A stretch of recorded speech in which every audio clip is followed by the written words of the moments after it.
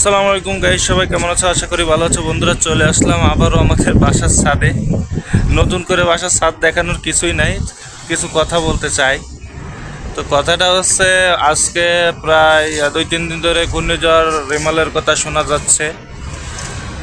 তো আল্লাহ তাআলা সবাইকে হেফাজত করুক, যারা নদী অঞ্চলে থাকে এবং যারা শহর অঞ্চলে থাকে সবাইকে আল্লাহ হেফাজত করুক।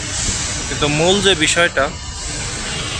বিষয়টা এটা হচ্ছে যে, দেশে আল্লাহ তাআলা গজব দেবে না কেন? আল্লাহ তাআলা গজব দেবে না কেন? যেসব কাহিনী দেশে শুরু হয়েছে, হ্যাঁ, বিভিন্ন হুজুরদের ভিতরে মারামারি, বিভিন্ন মাজার পূজারীদের ভিতরে মারামারি, বিভিন্ন মানুষ খুন খারাপি দর্শন প্রতিনিয়ত আছেই। আল্লাহ তাআলা গজব দেবে না কেন? এই মুহূর্তে আমাদের সবাইকে আল্লাহর কাছে বেশি বেশি দোয়া করতে হবে এবং সবাই ভালো কাজ করতে হবে।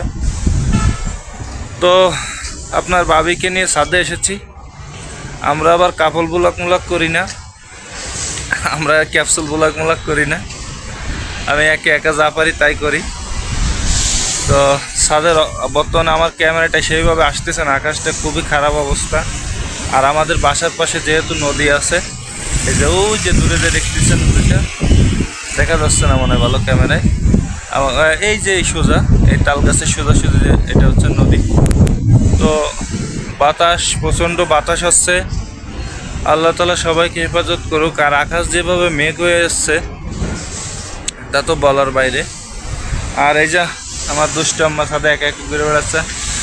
পাপা সুন্দর একটা হাসি দিয়ে দিয়েছে সে। তো আমরা দেশের ভিতরে এই বিভিন্ন কামড়াকামড়ি না করি, আমরা সবাই বেশি বেশি করে নিজেরটা যা পারি যতটুকু পারি নিজে করি। মানুষের সাথে বেশি কামড়াকামড়ি না করি। আর আল্লাহর কাছে সবসময় বিপদ আপদের থেকে হেফাজত চাই, বিপদ আপদে ধৈর্য ধারণ করি। তো বেশি কথা আর বলবো না। আমরা সবাই আল্লাহর কাছে বেশি বেশি দোয়া করি যে আল্লাহ তাআলা আমাদের জন্য ঘূর্ণিঝড় রেমাল থেকে হেফাজত করেন।